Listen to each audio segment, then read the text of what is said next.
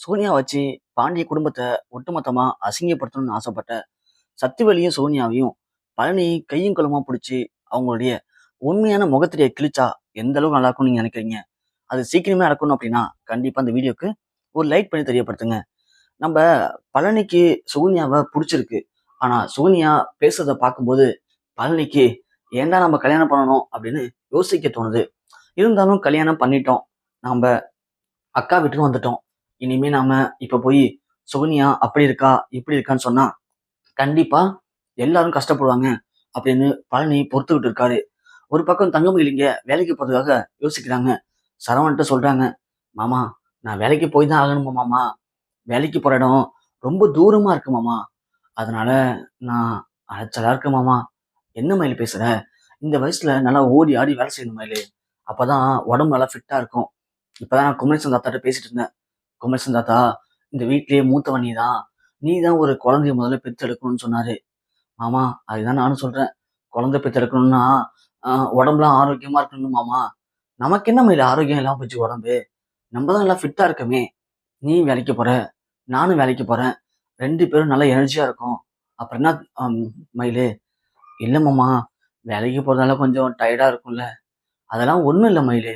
இந்த காலத்துல எல்லாரும் 9 மாசம் வரைக்கும் கூட வேலைக்கு போறாங்க. அதெல்லாம் ஒண்ணும் இல்ல மயிலு. நீ போ. உன்னை என்ன நான் கொண்டு வந்து பஸ் ஸ்டாண்ட்ல விட்டுறேன். நீ பஸ் பிடிச்சு போக போற. டெய்லி நம்ம அப்படி போகும்போதெல்லாம் பேசிட்டு வரலாம் போலாம். மயிலு, வீட்டுல இருக்கிறதெல்லாம் போர் மயிலு. நீ வேலைக்கு போயிட்டு வா. அதான் நல்லது அப்படின்னு இங்க சரவணன் சொல்லிடுறாங்க. இதை நம்ம சுகந்தி காதுல வாங்கிடுறாங்க. அப்போ மயில் அக்காவுக்கு வேலைக்கு போறது பிடிக்கலையா? இந்த அக்காவை என்ன பண்ணலாம் அப்படிங்கிற மாதிரி சுகன்யா நக்கலா யோசிக்கிறாங்க. சரி ஓகே, மயிலை நம்ம பக்கம் திசை திருப்பணும் அப்படின்னா அவங்கள இந்த வேலைக்கு போகாம தடுத்துட்டா போதும். அவன் நம்ம பக்கம் வழிக்கு வந்துருவா அப்படின்னு சுகன்யா முடிவு பண்றாங்க. அடுத்தது பார்த்தா கொஞ்ச நேரத்துல மீனாவுக்கு ஃபோன் வருது. அதாவது மீனா ஃபோன் எடுக்கலன்னு சொல்லி நம்ம செந்திலுக்கு ஃபோன் அடிக்கிறாங்க. மீனாவுடைய அம்மா அடிச்சு, மாப்பிள்ள இது மாதிரி மீனா கொஞ்சம் பேசணும் அப்படின்னு சொல்றாங்க. உடனே செந்திலும், இந்த மீனா உங்க அம்மா பேசுறாங்க அப்படின்னு கொடுக்க, அம்மா சொல்லுமா என்னாச்சுமா? மீனா, திடீர்னு உங்க அப்பா காலையில உடம்பு முடியலன்னு சொன்னாருடி. அதான் ஹாஸ்பிட்டலுக்கு அழைச்சிட்டு வந்தேன். பார்த்தா இங்க அவருக்கு ரொம்ப உடம்பு முடியாம போய் நெஞ்சு வலியில துடிக்கிறாரு. ஹாஸ்பிட்டல்ல அட்மிட் பண்ண சொல்லிட்டாங்க. இங்கதாம்மா அட்மிட் பண்ணியிருக்கேன். எனக்கு ரொம்ப பயமா இருக்குமா அப்படின்னு சொல்ல மீனா உடனே அழுவ ஆரம்பிக்கிறாங்க. என்னம்மா சொல்ற? இப்ப நீ எந்த ஹாஸ்பிட்டல்ல இருக்க? அங்கேயே இருமா, நான் உடனே கிளம்பி வரேன் அப்படின்னு சொல்லி அழுகுறாங்க. உடனே பாண்டியன், என்னாச்சுமா மீனா, ஏன் அழுகுற? என்னாச்சு? இல்ல மாமா, அப்பாவுக்கு திடீர்னு உடம்பு முடியலையாம். ரொம்ப முடியாம போய் அப்பா இப்போ அம்மா ஹாஸ்பிட்டல்ல செத்துருக்காங்க. தனியா தான் இருக்காங்களாம். அதான் அம்மா ஃபோன் அடிச்சாங்க மாமா. டேய் செந்தில், ஏன் பார்த்துட்டு இருக்க? சீக்கிரம் அழைச்சிட்டு மீனாவை ஹாஸ்பிட்டலுக்கு போ. என்னன்னு போய் பாருங்க. பார்த்துட்டு எனக்கு அங்கேருந்து ஃபோன் பண்ணு. நானும் வரேன். சரிங்கப்பா அப்படின்னு இங்க செந்திலும் மீனாவும் கிளம்பிடுறாங்க. அப்புறம் சரவணன் தங்கமயில் 2 பேரும் வேலைக்கு போறாங்க. இங்க ராஜும் கதிரும் 2 பேருமே காலேஜ் கிளம்பிடுறாங்க.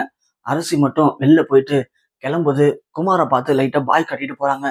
இது எல்லாத்தையுமே நம்ம சுகன்யா நோட் பண்ணி வச்சிருக்காங்க. ஸோ எல்லாருக்கும் ஒரு பிரச்சனை இருக்கு.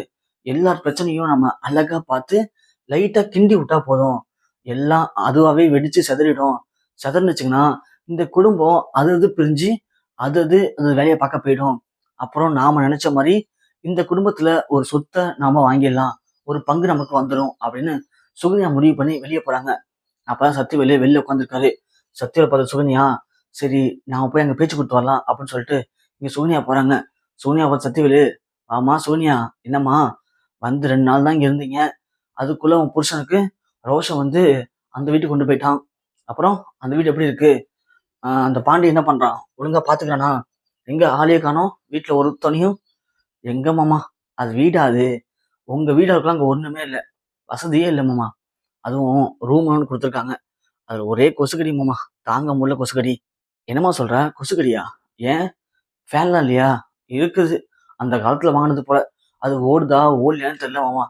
எனக்கு அங்க இருக்கவே பிடிக்கல. நானும் அவர்கிட்ட சொல்லிட்டேன்.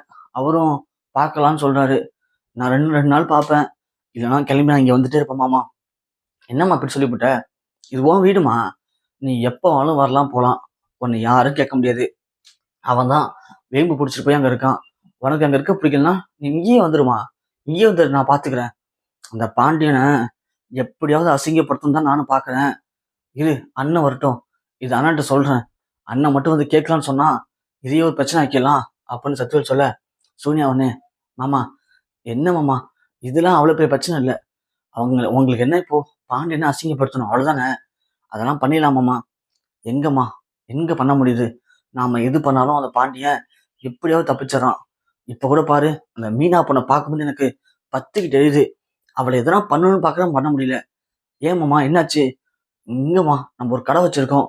அந்த கடை வந்து லைட்டா கவர்மெண்ட் இடத்துல இருக்கு. அதனால ஒட்டுமொத்த கடையுமே கவர்மெண்ட் இடத்துல இருக்குன்னு சொல்லி பொய்யான பேப்பர் ரெடி பண்ணி நம்ம கடைய ஒட்டுமொத்தமா இடிக்கிறதுக்கு ஆர்டர் போட்டிருக்கா. அவளை எதனா பண்ணி நானும் சிக்க வைக்கணும்னு பார்க்குறேன், முடிய மாட்டேது. எல்லாம் இந்த பாண்டிய பண்ற வேலை தான். மாமா இப்ப என்ன உங்களுக்கு? மீனாவ அந்த பிரச்சனை அமுச்சிடணும் அவ்வளவுதானே? ஆமாம்மா. என்ன பண்ண முடியும் அதுக்காக? ஒண்ணும் பண்ண முடியலையே. இல்ல மாமா, அவ முக்கியமான ஃபைல்லாம் அங்க வச்சிருக்கா. அதெல்லாம் எடுத்து நான் கிழிச்சு போட்டுறவா? அப்போ அந்த ஃபைல்லாம் இல்லைன்னு சொல்லி அவங்க ஆபீஸ்ல மீனாவை டம்மி ஆக்கிடுவாங்கல்ல. அதெல்லாம் ஓகேம்மா. அது முக்கியமான ஃபைல்லாம் தெரியணுமே. முக்கியமான ஃபைல் தான் மாமா. ஏதோ நாளைக்கு மீட்டிங் இருக்கான். அதுக்காக எடுத்து வந்தா. அவ இப்ப எங்க ஆபீஸ் போயிருப்பாளே. இல்ல மாமா, அவ ஆபீஸ் போகல. ஏம்மா? அவங்க அப்பாவுக்கு ஏதோ உடம்பு சரியில்லைன்னு சொல்லி ஹாஸ்பிட்டல் போயிருக்கா. இப்போ அந்த ஃபைல் உள்ளதான் இருக்கு. நான் வேணா போய் எடுத்து கிழிச்சு போட்டுறேன். சுகன்யா, இங்க பாரும்மா. நீ மட்டும் அப்படி ஒண்ணு பண்ணி அந்த மீனாவுக்கு வேலையில ரீப்ரமோஷனோ இல்ல வேலையே போயிட்டாலும் சரி, கண்டிப்பா இந்த மாமா உனக்கு நீ எதிர்பார்க்காத அளவுக்கு பெரிய விஷயத்த பண்ணுவாமா. அது கண்டிப்பா நீ வாழ்க்கையில பார்த்துருக்கவே மாட்ட. அப்படி ஒரு விஷயத்த பண்ணுவான் மாமா. மாமா நீ பண்ணுவீன்னு தெரியுமாமா. கண்டிப்பா நான் அதுக்கு உங்களுக்கு உதவி பண்றேன். அது மட்டும் இல்ல, நம்ம குமாரு அந்த அரசிக்கிட்ட ரூட்டு போடுறான் போல. ஐயோ சுகன்யா, என்ன நீனு எல்லாத்தையும் நோட் பண்ற போலுக்கு? ஆமா மாமா, பார்த்துட்டு தான் இருக்கேன். சுகன்யாவா யாருன்னு நினைச்சீங்க? இங்க குமார் கை காட்டுறதும், அரசு எங்க கை காட்டுறதும், நீங்க பாண்டியனை அசிங்கப்படுத்தணும்னு நினைக்கிறதும் எல்லாத்தையும் நான் பார்த்துட்டு தான் இருக்கேன். இங்க பாருங்க மாமா, நீங்க பண்ணணும்னு நினைக்கிற எல்லாத்தையும் நான் உங்களுக்கு பண்ணி தரேன். ஆனா அதே மாதிரி நான் என்ன எதிர்பார்க்கணும் அதை நீங்க எனக்கு செஞ்சு கொடுங்க மாமா. எனக்கு அது போதும். சுகன்யா, என்னம்மா இப்படி பேசிட்ட? நம்மளாம் ஒரே குடும்பமா? அந்த பாண்டியன் நமக்கு எதிரி குடும்பம். அந்த பாண்டியனை நீ பழி வாங்கிட்ட அப்படின்னா கண்டிப்பா நீதாம்மா என் தளபதி. அப்புறம் நீ ஆசைப்பட்ட எல்லாத்தையும் இந்த மாமா உனக்கு செஞ்சு கொடுப்பேன். ஆனா எக்காரணத்தை கொண்டும் நாம பேசிக்கிறதோ நீ பண்ண போறதோ அந்த பாண்டிய குடும்பத்துக்கு தெரியவே கூடாதுமா. அவனுங்க ரொம்ப விவரமா இருப்பானுங்க. அப்படி மட்டும் தெரிஞ்சிருச்சு, அப்புறம் உன்னால அந்த குடும்பத்துல எதுவுமே பண்ண முடியாம போயிடும் சோனியா. பார்த்து இருக்கணும் மாமா. அதெல்லாம் நான் பார்த்துக்கிறேன் மாமா. என்னை மீறி ஒன்றும் அங்க எதுவும் நடந்துடாது, நான் பார்த்துக்கிறேன் அப்படின்னு சொல்லிட்டு இங்க சுகன்யா கிளம்பி இங்க பாண்டி வீட்டுக்கு போறாங்க. போற சுகன்யா என்ன பண்ணலாம் அப்படின்னு சொல்லி யோசிக்கும் போது மாமா சொன்ன மாதிரி அந்த மீனுடைய ஃபைல் எங்க இருக்கு அப்படின்னு பாக்குறாங்க. ஃபைல் அங்க இருக்கா? சரி, இந்த ஃபைல் எடுத்து அதுக்கு பேப்பர்லாம் நம்ம கிழிச்சு போட்டுருவோம். கிழிச்சு போட்டா கண்டிப்பா அவர் ஆசைப்பட்ட மாதிரி மீனாவுக்கு ஏதோ ஒரு பிரச்சனை வரும். அவளும் வேலைக்கு போறதுனால கொஞ்சம் தலகணமா தான் இருப்பா. அவளை வேலைக்கு போக விடாம வீட்டுல உட்கார வச்சாலே நிறைய பிரச்சனையை உண்டு பண்ணலாம். 3 மருமகளும் வீட்டுல எல்லாம் வேலைக்கு போறாங்க. அதனாலதான் இங்க பிரச்சனையே இல்லை. மாமியார் மருமக பிரச்சனை வரணும்னா 3 மருமகளும் வீட்டுல இருக்கணும். வீட்டுல இருக்க வச்சோம்னா கண்டிப்பா அவங்க 4 பேரும் அடிச்சுக்கிட்டு அவங்களாவே பிரிஞ்சிருவாங்க அப்படின்னு சுகன்யா முடிவு பண்ணி அந்த ஃபைல் எடுக்கலான்னு போறாங்க. கரெக்டா பழனி வந்துடுறாரு. இங்க பழனி சுகன்யாவும் சத்தியரும் பேசிட்டு இருந்தத தூரத்துல இருந்து பார்த்துட்டு தான் இருந்தாரு. 2 பேரும் ரொம்ப சின்சியரா பேசினாங்களே, என்னவா இருக்கும்? ஒருவேளை நம்ம அண்ணன் பாண்டிய மச்சான் குடும்பத்தை பழிவாங்க சோனியாவை கைக்குள்ள போட்டிருப்பாரோ? ஏன்னா அவளும் அப்படிதான் இருக்கா. எப்ப பார்த்தாலும் காசு பணம் அது இதுன்னு வசதியா இருக்கிறத பத்தி தான் பேசுறா. நம்ம அண்ணங்களுக்கு காசை காட்டி மிரட்டுறது ஒன்றும் பெரிய விஷயமே கிடையாது அப்படின்னு பழனி யோசிக்கிறான். சரி, சுகன்யா என்ன பண்றான்னு பார்ப்போம் அப்படின்னு அங்க போய் பார்த்தா சுகன்யா அப்பதான் இந்த ஃபைலை தேடி எடுக்கலான்ட்டு கிட்ட போறாங்க. கரெக்டா பழனி வந்துடுறாரு. சுகன்யா என்ன பண்ற மீனா ரூம்ல? இல்லைங்க, ஏதோ சத்தம் கடிச்சு பார்க்கலான்னு வந்தேன். ஏன், நான் வரக்கூடாதா அப்போ? இங்க பாரு, நீ வரலாம் தப்பு இல்ல. ஆனா நீ வந்து மீனாவுடைய ஃபைல் அங்க இருக்கு. அதை போய் எடுக்க போற. அதான் ஏன்னு கேட்டேன். அங்கதான் சத்தம் கேட்ட மாதிரி இருந்துச்சு. சரி, அடியில ஏதாவது இருக்குமோன்னு பார்க்கலான்ட்டு போனேன். சோனியா, உன் பேச்சும் சரியில்லை, நீ நடந்ததும் சரியில்லை. இப்பதான் உன்னை பார்த்தேன். வெளியில எங்க அண்ணன்ட்ட ஏதோ பேசிட்டு வந்த. வந்த உடனே இங்க இருக்க. இங்க பாரு, நீ கொஞ்சம் பார்த்து இரு. நீ மட்டும் இந்த வீட்டுக்கு ஏதாவது துரோகம் பண்ற மாதிரி தெரிஞ்சதுன்னு வச்சுக்கேன், நான் பார்த்துட்டு சும்மா இருக்க மாட்டேன். என்னங்க, என்ன பண்ணுவீங்க? இப்ப நான் என்ன பண்ணிட்டேன்? மீனா நமக்கு வந்து தப்பா? சத்தம் கடிச்சு வந்துச்சுன்னு சொன்னேன்ல. அப்ப என்னங்க இப்படி பேசிட்டு இருக்கீங்க? ஏதோ நான் போனா போதும் கல்யாணம் பண்ணிக்கிட்டேன், புரிதுங்களா? அதுக்காக என்ன ரொம்ப இது பண்ணாதீங்க. நான் ஒரு லெவல் தான் பொறுத்துப்பேன். அதுக்கு மேல போனா நான் போட்டே தான் போலான்னு தூக்கி போட்டு போயிட்டே இருப்பேன்.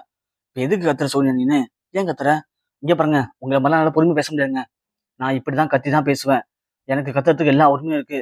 உரிமை இல்லன்னு சொன்னா நான் கிளம்பி போய் எங்க அம்மா வீட்டுக்கு போறேன். சோனியா, இங்க பாரு நான் சொல்றத கேளு. நான் உன்ன தப்பா சொல்லல.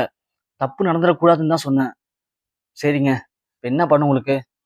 நீ ஒண்ணும் பண்ண வேணாம்மா. நீ தயவு செஞ்சு ரூமுக்கு போ. ஆமா, பெரிய மாளிகை அந்த ரூமு. அந்த ரூம்லயே உட்காந்துக்க முடியுமா நானு? நான் இப்படிதாங்க அங்க இங்க போயிட்டு தான் வருவேன். உங்களால என்ன வச்சு வாழ முடியும்னா வாழுங்க. இல்லன்னா சொல்லுங்க.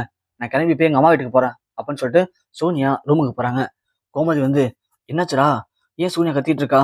ஒண்ணும் இல்லக்கா. சும்மா. அவ பேச்சு அப்படிதானே அப்படின்னு சொல்லிட்டு சொல்லவும் கோமதியும் போயிடுறாங்க. பழனி யோசிக்கிறாரு. இவளுடைய நடவடிக்கை சரியில்லையே. நம்ம கூப்பிட்ட உடனே அவ மூஞ்சி மாறிடுச்சு. எனக்கு என்னமோ நம்ம அண்ணனுங்க இவளை வச்சு பாண்டிய மச்சான் குடும்பத்தை பிரச்சனை பண்ணணும்னு நினைக்கிறாங்களா? என்ன நடக்குமோ தெரியலையே. ஆண்டவா, நீ தான் எங்களை காப்பாத்தணும் அப்படின்னு பழனி அதிர்ச்சியில உறைஞ்சடிக்கிறாரு.